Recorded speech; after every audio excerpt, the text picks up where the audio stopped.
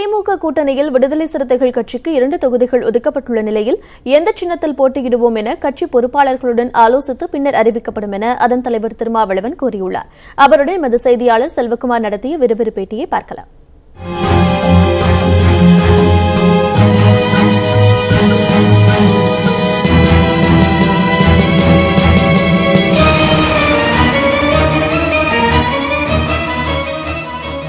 நீங்க எதிர்பார்த்த தொகுதிகள் தானா இது? இந்த 2 தொகுதி தான் எதிர்பார்த்தீங்களா? அதிகமாக எதிர்பார்த்தீங்களா?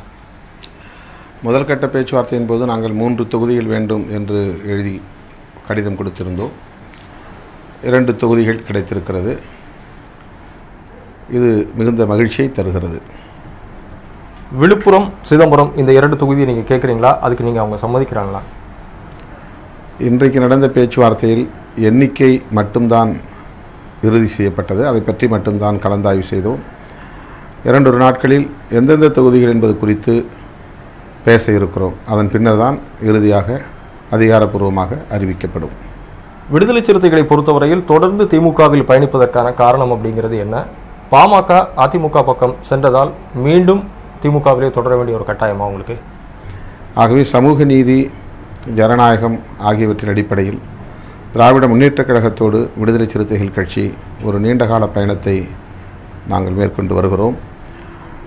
மற்றபடி தேர்தலுக்கு தேர்தல் அணிதாக வேண்டும் அல்லது தேர்தல் அறிவிக்கப்படுகிற வரையில் காத்திருந்து பேரம் பேச வேண்டும் என்கிற அடிப்படையில் ஒருபோதும் நாங்கள் நடந்து கொண்டதில்லை. விடுதலை சிறுத்தைகளை பொறுத்த வரைக்கும் இந்த தேர்தலில் எந்த சின்னத்தில் போட்டியிட போகிறீங்க?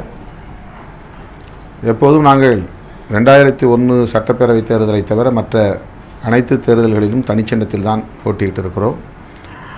இந்த முறை திமுக கூட்டணி 40க்கு 40 வெற்றி பெற வேண்டும் என்பதை ஒரு அஜெண்டாவாக நாங்கள் கொண்டிருந்தாலும் தப்பித்தவரையும் பாரதிய